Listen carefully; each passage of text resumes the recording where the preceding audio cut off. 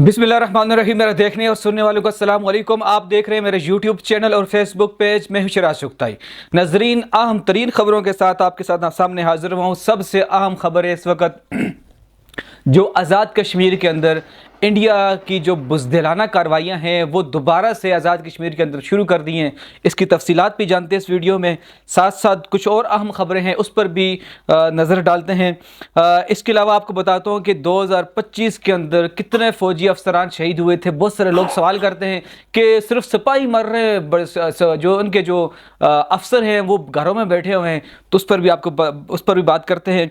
इसके अलावा नए वज़ीर-ए-आज़म का इंतखाब हो गया आज़ाद कश्मीर के अंदर। पाकिस्तान और अफ़गान की जो लड़ाई है नए मुज़ाकरात की तरफ आज नए मुज़ाकरात शुरू हुए हैं, उस पर बात कर लेते हैं। और DGISPR का सख्त बयान आया है, उस पर बात करते हैं। इससे पहले कि नए जितने आने वाले दोस्त हैं वो ज़रूर चैनल को सब्सक्राइब कर दें ताकि नई मालूमात आप तक पहुंच सके। अगर आपको वीडियो पसंद आ जाए आप लाइक और शेयर ज़रूर कर दें। कमेंट बॉक्स में आपने इज़हार ख्याल ज़रूर करना है, अपनी राय का इज़हार ज़रूर दें। चूँकि मेरा यूट्यूब चैनल नया है तो आप वीडियो से कितने मुतमईन हैं, अगर कोई ऐसी बात जो लगती है कि बेहतर होनी चाहिए तो आप कमेंट बॉक्स में मुझे बता सकते हैं। सबसे पहले चलते हैं जी आज़ाद कश्मीर की पर थोड़ी सी तफसील से बात करेंगे। पहले जो है जो दूसरी खबर है उस पर बात कर लेते हैं। आज़ाद कश्मीर का जो है चौधरी यासीन साहब को वज़ीर-ए-आज़म बना दिया है। मैंने कुछ दिन पहले कहा था, बहुत सारों ने कहा था कि चौधरी अकबर बनेगा, बहुत सारों ने अलग अलग तरीके से कहा था। मैंने कहा था जब तक बिलावल भुट्टो जरदारी साहब या आसिफ अली जरदारी साहब की तरफ से हतमी फैसला नहीं होता, उनका वीडियो बयान नहीं आता, उस वक्त तक कुछ पता नहीं है, कोई भी बन सकता है। लेकिन आज़ाद कश्मीर के नया वज़ीर-ए-आज़म का इंतखाब हो चुका है, चौधरी यासीन साहब वज़ीर-ए-आज़म बन गए हैं।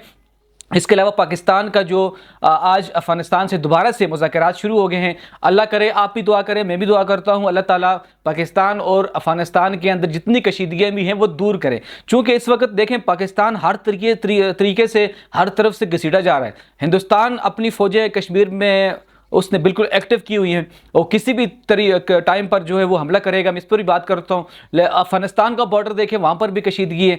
तो पाकिस्तान के चारों तरफ से ये समझ लें कि लड़ाई का आगाज़ हो चुका है। तो अल्लाह ताला पाकिस्तान की पाक आर्मी की फ़ौज की मदद फरमाए, अल्लाह ताला इनको नुसरत अता करे। बेशक अफ़गानिस्तान में जो दहशतगर्द हैं, जो TTP के जो दहशतगर्द हैं, उनको उनसे जो है उनके साथ जो है अभी भी मैं समझता हूँ कि अफ़गानिस्तान के जो तालिबान हैं वो बड़े सुलह रहमी से उनसे पेश आ रहे हैं। तो बाकी इंशाअल्लाह अल्लाह ताला ने चाहा होगा वही जो मंजूर खुदा होगा। इसके बाद चलते हैं जी जो 2025 के अंदर तकरीबन भी जो बड़े अफसर फौजी जो शहीद हो गए हैं। बहुत सारे लोगों ने ये फितना फसाद किया कि खाली सिपाही शहीद हो रहे हैं, फौजी की अफसर शहीद क्यों नहीं होते। तो बताता हूँ कि अफसर भी शहीद हुए हैं। मेजर अदनान साहब की वीडियो आपने देखी होगी, जिन्होंने सिपाही बचाने के लिए अपने ऊपर गोली खाई है और सिपाही को शहीद नहीं होने दिया। उसके बाद एक मेजर अदनान है, एक मेजर जो है शहीद हुआ है। उसके बाद 14 कैप्टन हैं, 9 लेफ्टिनेंट है।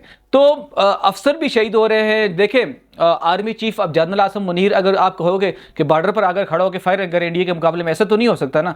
जो गाइडलाइन देनी है, जो हिकमत अमली है, जो जंग की तैयारी है, जो जंग के बारे में सोच विचार करनी है, वो हमेशा सरबराह करता है। और सरबराह चूँकि वो जंगें तो है नहीं है कि हम दोनों तरफ से मैदान लग जाए, दोनों तरफ से तलवार तीर तलवार कमाने, उस तरह की जंग तो है नहीं है। अब जंग की सूरत हाल ये कि सरबराह बैठकर वो गाइडलाइन देता है, वो भी जंग में ये समझ ले शरीक होता है। आज अगर ग़ज़वे हिंद की शुरुआत हो जाए तो सरबराह बैठकर सबको गाइडलाइन देगा, तो क्या इसका क्या मतलब है कि जो सरबराह होगा ग़ज़वे हिंद में शामिल नहीं होगा, तो वो भी शामिल होगा। उसके बाद जो सबसे अहम है, एक तो DGISPR का भी बयान आया है। DGISPR ने कहा कि जिस तरीके से मैं सादा अल्फाज में बताता हूँ कि दोबारा हमें ना आजमाएं। अगर दोबारा आजमाओगे तो मैं अपने अल्फाज में बताऊं तो दोबारा अगर आजमाओगे तो तुन के रखेंगे। जिस तरीके से पिछली दफ़ा 25% तक डिफेंस इनका बुरे तरीके से तबाह कर दिया गया था, वो अलग बात थी। इंडिया मीडिया चीख के कह रहा था हमने यहाँ कब्जा कर लिया, कराची कब्जा कर लिया, लाहौर पर कब्जा कर लिया, फैसलाबाद पर कब्जा कर लिया। बाद में पता चला था अपने 7 राफेल त्यारे गिरा दिए। वो त्यारे जो इस दौर के अंदर नाकाबिले शिकस्त थे, उन त्यारों को गिरा कर फिर बाद में बेशर्मों की तरह फिर डोनाल्ड ट्रंप को कॉल भी की, जंग भी रुकवाई। वो सिचुएशन मैं भूलता नहीं हूँ, पाकिस्तानी भी कभी भूलेंगे नहीं।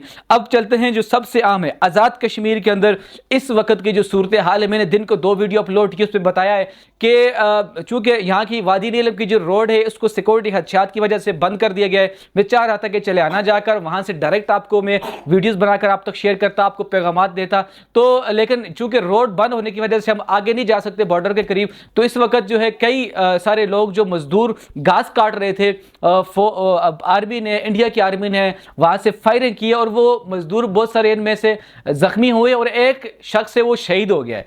तो हमेशा हमारा जो दुश्मन है, मैं बार बार कहता हूं, हमें दुश्मन भी ऐसा मिला है बुज़दिल, जो सामने फ्रंट पर आकर फौज से नहीं लड़ सकता लेकिन मजलूमों पर, सिविलियन लोगों पर हर दफा टारगेट करता है। अभी कुछ महीने पहले जो इंडिया ने जो हमले किए थे सिविलियन लोगों पर, मासूम बच्चे शहीद हो गए थे, मासूम बच्चियां शहीद हुई थी, जिसमें सिविलियन लोगों को टारगेट किया था। तो ये इंडिया ने पता नहीं कहां से सीखा है कि हमेशा मजलूमों पर जुल्म करना, मासूम लोगों पर जुल्म करना, मुझे समझ नहीं आता। लेकिन अल्हम्दुलिल्लाह मैं इस वीडियो के जरिए बताता हूं आपको, मैं जहां तक पाकिस्तान की तैयारी है, अगर इंडिया जरा सा भी ऊंच नीच करेगा, वापसी पर उसको मुंह तोड़ जवाब दिया जाएगा। उम्मीद करते हैं कि जो हमारा कश्मीर भी इसी में आज़ाद होगा, उम्मीद करते हैं कि दिल्ली के ऊपर झंडा भी लहराया जाएगा इंशाअल्लाह। अल्लाह ने चाहा गज़वा हिंद के पाकिस्तानियों, मुसलमानों, आप नहीं लड़नी है, सर फहरिस्त जो है मैंने उलमा से सुना है कि उसमें पाकिस्तान का अहम रोल होगा। तो नाज़रीन अब तक के लिए इतने काफ़ी है, मिलते हैं नई वीडियो में। अल्लाह हाफ़िज़।